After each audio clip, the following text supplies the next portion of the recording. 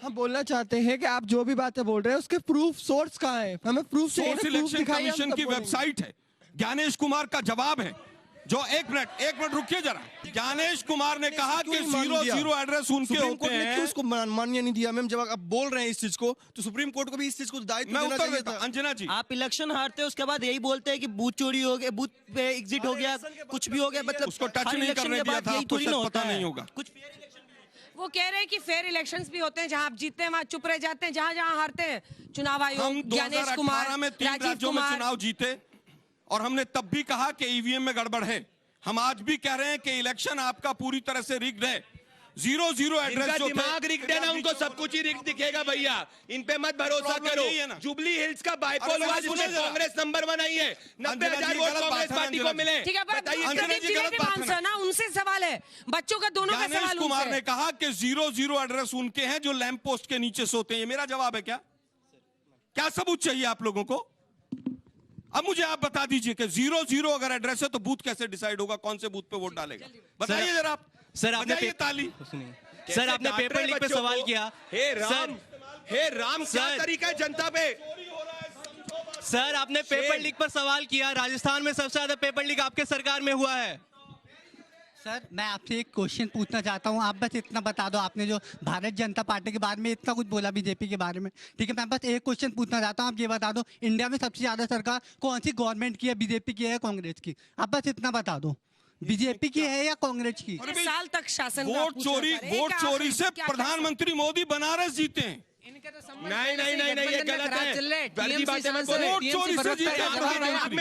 वो देखेंगे जब आप घर को नहीं संभाल पा रहे हो, जनता को कैसे संभालोगे?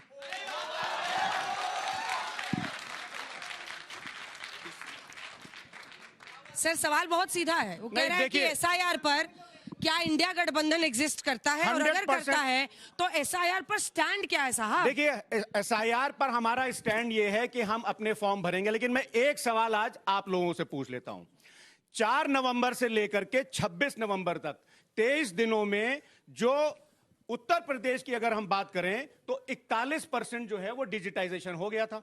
अब 8 दिन में लगभग 60% कैसे होगा? सवाल हमारा यह है कि आप एसआईआर करिए, लेकिन 1 महीने के अंदर आप एसआईआर क्यों कर रहे हैं? इसलिए आपकी मंशा पर सवाल। क्या ये जो टाइमलाइन रखा गया 4 महीने, वो उत्तर प्रदेश में अभी इलेक्शन तो है नहीं, मध्य प्रदेश में भी इलेक्शन नहीं है, कम से कम 6 महीने का तो समय देना चाहिए था ना। जल्दबाजी लग रही है। बिहार चुनाव के समय जल्दबाजी का सवाल जायज हो सकता था, लेकिन अभी कैसे जल्दबाजी का सवाल जायज हो सकता है? न तो वहां बाढ़ है, न छठ है, न दीपावली है। जितने तर्क थे वो सब खत्म हो गए। और मैं ये कह रहा हूं कि 8 दिन में हो जाएगा, और आगे चुनाव उत्तर प्रदेश में 8 दिन में हो जाएगा, और जो उत्तर सबसे बड़ी प्रदेश में 8 दिन में 60% का डिजिटाइजेशन हो जाएगा। के बाद 9 दिसंबर के बाद आप फॉर्म जिसका नहीं भी है वो ऐड करा सकता है, जुड़वा सकता है। तो झूठ क्यों बोलते हैं, अफवाह क्यों फैला रहे हैं? जल्दी से अच्छा देखिए, मुझे लगता है कि आप लोगों को लॉजिकली सोचना चाहिए कि अगर 11 लाख वोटर किसी राज्य में 00 एड्रेस के साथ हैं और इलेक्शन कमिश्नर कहता है लैंप पोस्ट के नीचे सोते हैं वो, तो ये क्या घपला है?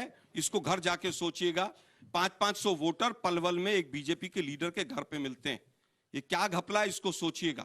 ब्राजील की मॉडल का फोटो लगाकर 22 वोट और सोचिएगा। आप लोग सबका फैक्ट चेक हो चुका है, सबका फैक्ट चेक हो चुका है। यूपीएससी से सब कुछ काबू कर लिया इन्होंने।